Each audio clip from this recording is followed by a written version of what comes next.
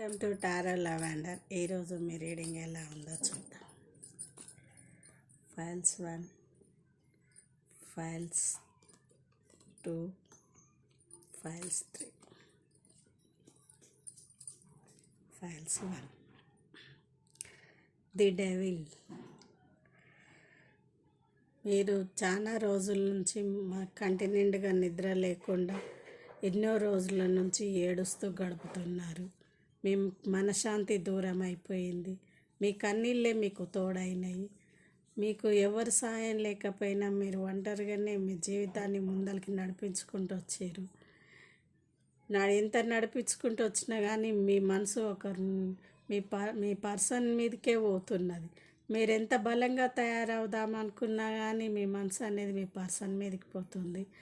అది మిమ్మల్ని మనసు ఒక్క దగ్గర ఉండనీయకుండా అతలాకుతలం చేస్తుంటుంది. ప్రతిరోజు గుర్తుకొస్తుంటాడు మీ పర్సన్. మీకు ఎట్లా ఉన్నాడు, ఏం చేస్తున్నాడు, నన్ను ఎందుకు ఇట్లా అన్యాయం చేసిండు, నన్ను ఎందుకు మోసం చేసిండు, నా జీవితం ఎందుకు ఇట్లా అయిపోయింది, నాకు ఒంటరి జీవితం నాకు ఎందుకు ఇది దేవుడు ఇచ్చిండు, నేనేం పాపం చేసినానని మీరు మనసు ఎప్పుడు దేవుణ్ణి యాద్ చేసుకుంటుంటారు.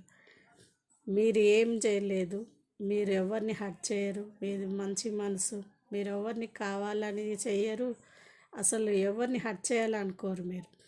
కానీ మీ థర్డ్ పర్సన్నే మధ్యన దూరింది. మీ సంసారాన్ని చూసి ఓర్వలేక మీ మధ్యన దూరి ఎట్లనైనా సరే ఆగం చేసి మీ పర్సన్ని తీసుకోవాలనుకుంది. గట్టిగా ప్రయత్నించి మీ పర్సన్కి మాయ మాటలు చెప్పి అవి చెప్పేవన్నీ నిజాలు, ఇంకా ఎవరు చెప్పిన అబద్ధాలు అన్నట్టు కట్టిపడేసుకున్నది దగ్గర.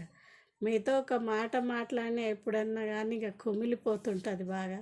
దాని గురించి వారం 10 రోజులు తినకుండానైనా మానేసి మళ్ళీ మీ పర్సన్ని మళ్ళీ దగ్గరికి రప్పించుకుంటుంది. మీ పర్సన్ బందీ అయిపోయిండు, ఎక్కడ పోలేని పరిస్థితి. మీరు ఒకవేళ వద్దనని మీకు వచ్చి క్షమాపణ చెప్పినా కానీ మీరు వద్దని అంటే మళ్ళీ ఒంటరిని అయిపోతానేమో అని అక్కడ ఓడు ఇక్కడ రాడు, ఇక్కడ ఓడు అక్కడ రాడు. మీ పర్సన్ పరిస్థితి తిలవడ్డ ఎలక లెక్క తయారయ్యింది. ఆయనంతలో ఆయన దేవుడు తీసుకురావాలి. అప్పుడైతే ఆయనలో మార్పు వస్తుంది. ఇన్ని రోజులు వెయిట్ చేసిరు, కొన్ని రోజులు వెయిట్ చేయండి. మీ బాధలు కష్టాలన్నీ దూరం అయిపోతాయి, మీరు హ్యాపీగా ఉంటారు. మీరు తీసుకున్న నిర్ణయం ఎప్పుడైనా కానీ మీకు మంచిగానే ఉంటుంది. దానివల్ల మీరు హ్యాపీగా ఉంటారు. మీకు బలము మీ బలం మీ దగ్గరనే ఉన్నది. మీ బలాన్ని కనుక మీరు గుర్తించలేకపోతుంటారు. ఎందుకంటే మీ బలాన్ని మీరు గుర్తించరు, కానీ మీరు ప్రేమించిన వాళ్ళ కోసం మీరు ఎంతనైనా కష్టపడాలనుకుంటారు. దానివల్ల మీరు చాలా కష్టపడుతుంటారు.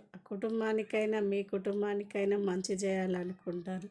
మీ మంచితనం వల్లనే ఎవరికైనా హెల్ప్ చేస్తారు. మీకు హెల్ప్ చేద్దామన్నా వాళ్ళు మీకు తోడొస్తారు. మీకు ఎప్పుడైనా మంచిగా జరుగుతుంది, మీరు హ్యాపీగా ఉంటారు. The high priestess. మీలో ఉన్న మంచితనమే మీ గుర్తింపు.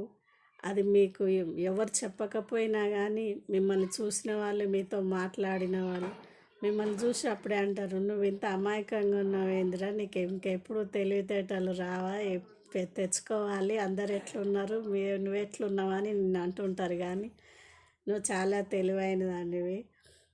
నీ మనసులో ఉన్న తెలివితేటలు నువ్వు బయటికి రానియవు, బయటికి చూపించవు ఫస్ట్ నువ్వు. ఎందుకంటే నీకు అవసరం లేని దగ్గర నీ విలువని చూపించుకోవాలనుకో. నీకు అవసరం ఉన్న దగ్గరనే నువ్వు మాట్లాడాలనుకుంటావు. అంతగానంగా అవసరం వచ్చినా కానీ మీరు మాట్లాడలేరు. ఎందుకంటే అది నీకు పనికిరాందని చెప్తే మీరే పక్కకు జరిగిపోతుంటారు. ఏం మాట్లాడి ఎందుకు అన్నట్టు. ఎదుటి వాళ్ళ అన్నీ మీరు కష్టాలు అర్థం చేసుకుంటారు. వాళ్ళకు మీరు డబ్బు సాయం చేయలేకపోయినా మాట సాయం చేస్తారు. వాళ్ళకి తోడు నిలబడతారు. వాళ్ళ గురించి మీరు పోరాడతారు, ఏదైనా చేస్తారు. అందుకని మీరు మీ ముందర ఒక మాట మాట్లాడి వెనక ఇంకొక మాట మాట్లాడినా మీరేం బాధపడరు. ఎందుకంటే వాళ్ళు మీకు మంచికే చేస్తున్నారని మీరు ప్రేమతోనే అర్థం చేసుకుంటారు. అందువల్లనే మీరు హ్యాపీగా ఉంటారు. మీ అమ్మట ఉన్న వాళ్ళు కనుక హ్యాపీగా ఉంటారు. Okay, thank you. ఈ రీడింగ్ మీకు నచ్చితే లైక్ చేయండి, షేర్ చేయండి, సబ్స్క్రైబ్ చేయండి.